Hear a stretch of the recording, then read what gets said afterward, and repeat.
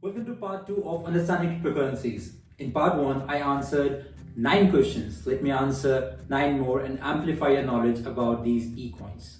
But before that, subscribe the channel and share the video. An estimate by market research websites claim more than 4,000 active cryptocurrencies in the world. As they become more in popularity, we see more and more initial coin offerings as a medium to raise money.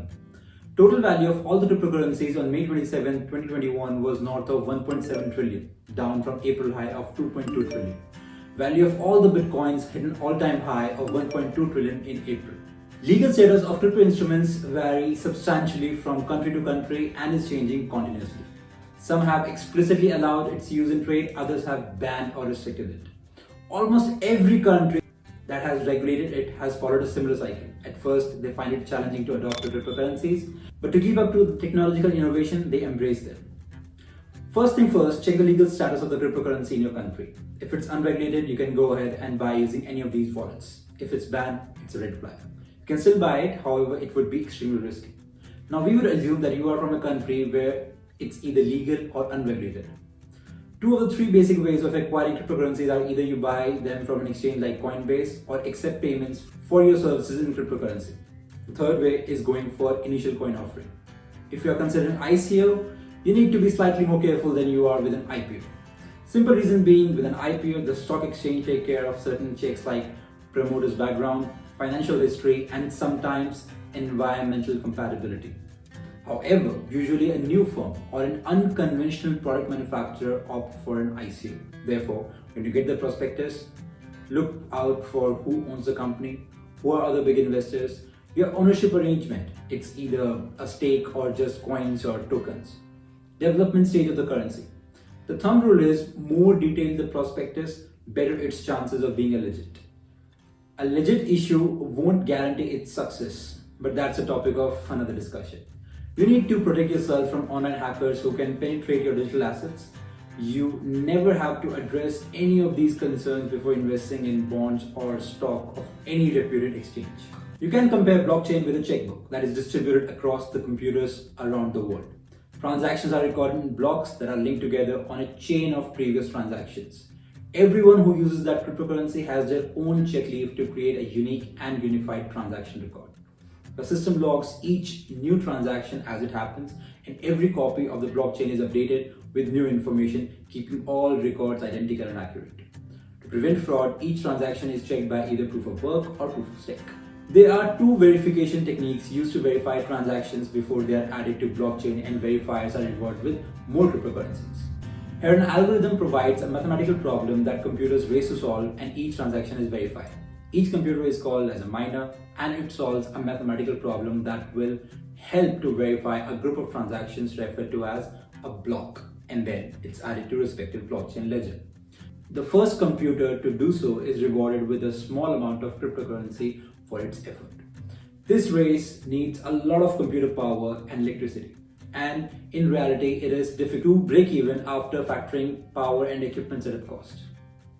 As an improvisation of proof of work system to avoid energy consumption, in this method, the number of transactions each person can verify is limited by amount of cryptocurrency they are willing to put as a stake, sort of like a bank collector. You stake crypto and you are eligible. The odds of being selected increase with increase of amount fronted. It's supposedly much more efficient and verifies faster.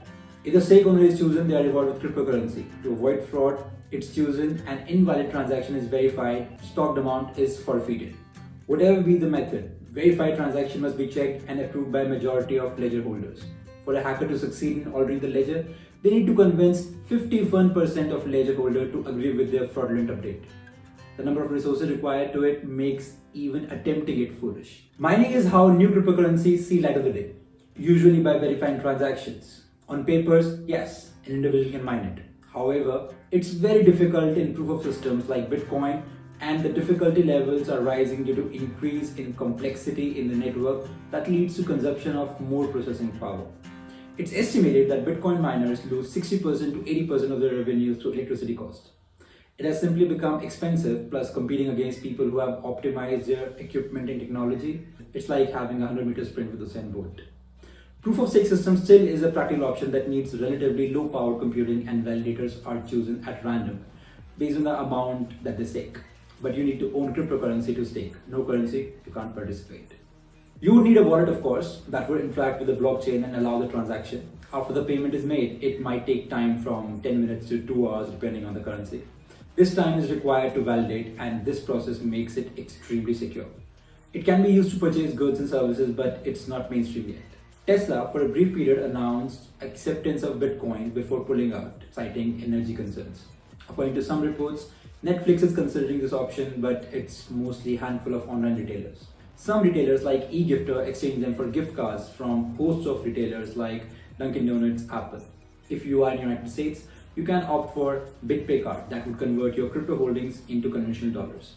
It's also an excellent alternative investment option outside conventional stocks and bonds. Some even compare Bitcoin to digital gold for it being secure and decentralized. Multiple brokers offer multiple currencies. Coinbase gives the option to transact on more than 30 currencies, eToro 15, Robinhood 7, Sophie Active 3, and the list is very big. You need to check the background of the broker and compare the commission rates for yourself. It's a mixed bag. It's highly speculative and open to intense price swings, and some financial advisors don't recommend it at all. For primary users, it's safe to stick with fiat currencies like US dollar, yen, or Indian rupee. If you want to bet on cryptocurrencies or technology behind it, then analyze what percentage, 1 to 5 or even 10% of your portfolio you are willing to lose if things go south. It depends on how much you have and what is really at stake if you lose it all. Confused? Don't be. That's what I'm here for. In coming videos, I'll assist you in analyzing various instruments, their pros and cons, and I will ensure your money works as hard as you, if not more, and it stays safe. Subscribe to the channel if you haven't and share this video. Until next time, this is me, Gaurav Kaushik, signing off.